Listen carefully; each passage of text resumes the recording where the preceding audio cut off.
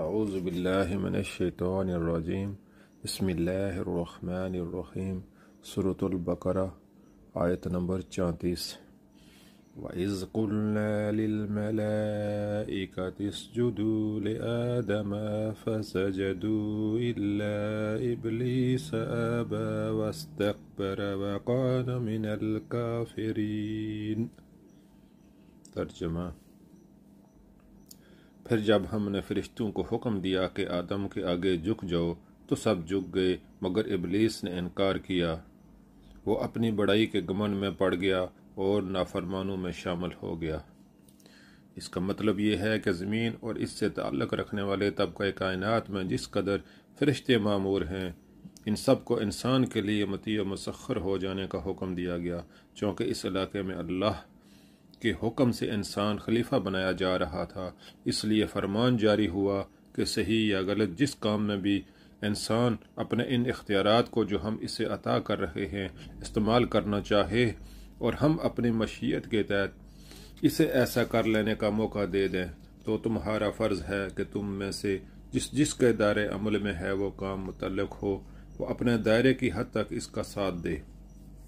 وہ چوری کرنا چاہے یا نماز پڑھنے کا ارادہ کرے، نیکی کرنا چاہے یا بدی کے ارتکاب کے لیے جائے، دونوں صورتوں میں جب تک ہم اسے اس کی پسند کے مطابق عمل کرنے کا اذن دے رہے ہیں تمہیں اس کے لیے سازگاری کرنی ہوگی۔ مثال کے طور پر اس کو یوں سمجھیے کہ ایک فرمانروا جب کسی شخص کو اپنے ملک کے کسی صوبے یا ضلع کا حاکم مقرر کرتا ہے تو اس علاقے میں حکومت کے جس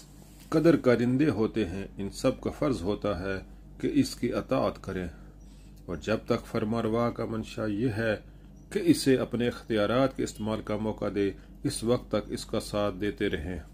قطع نظر اس سے کہ وہ صحیح کام میں ان اختیارات کو استعمال کر رہا ہے یا غلط کام میں۔ البتہ جب جس کام کے بارے میں بھی فرمانروا کا اشارہ ہو جائے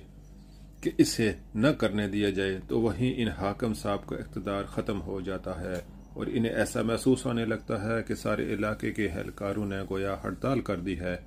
حتیٰ کہ جس وقت فرمانروا کی طرف سے ان حاکم صاحب کی معزولی اور گرفتاری کا حکم ہوتا ہے تو وہی ماتحت و خدام جو کل تک ان کے اشاروں پر حرکت کر رہے تھے، ان کے ہاتھوں میں ہتھکڑیاں ڈال کر انہیں کشاں کشاں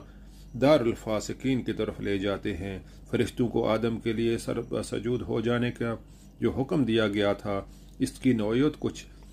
اسی قسم کی تھی۔ ممکن ہے کہ صرف مسخر ہو جائے ہی کو سجدہ سے تعبیر کیا گیا ہو، مگر یہ بھی ممکن ہے کہ اس انقیاد کی علامت کے طور پر کسی ظاہری فعل بھی حکم دیا گیا ہو، اور یہ زیادہ صحیح معلوم ہوتا ہے۔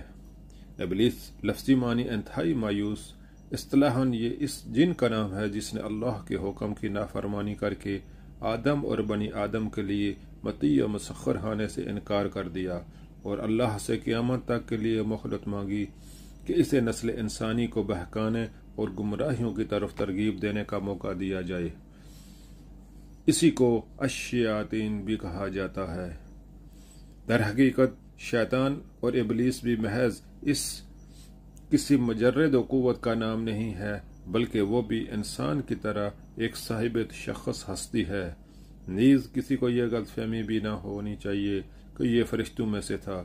آگے چل کر قرآن نے خود تصریح کر دی ہے کہ وہ جنوں میں سے تھا، جو فرشتوں سے الگ مخلوقات کی ایک مستقل صنف ہے۔ ان الفاظ سے ایسا معلوم ہوتا ہے کہ غالباً ابلیس سجدے سے انکار کرنے میں اکیلا نہ تھا،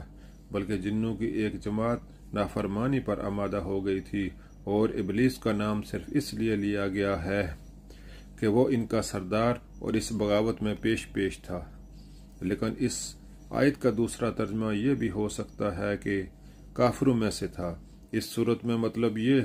ہوگا کہ جنوں کی ایک جماعت پہلے سے ایسی موجود تھی جو سرکش و نافرمان تھی، اور ابلیس کا تعلق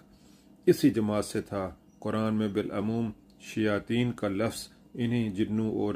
ان کی ذریت و نسل کے لیے استعمال ہوا ہے، اور جہاں شیاطین سے انسان مراد لینے کے لیے کوئی قرینہ نہ ہو وہاں یہی شیاطین جن مراد ہوتے ہیں۔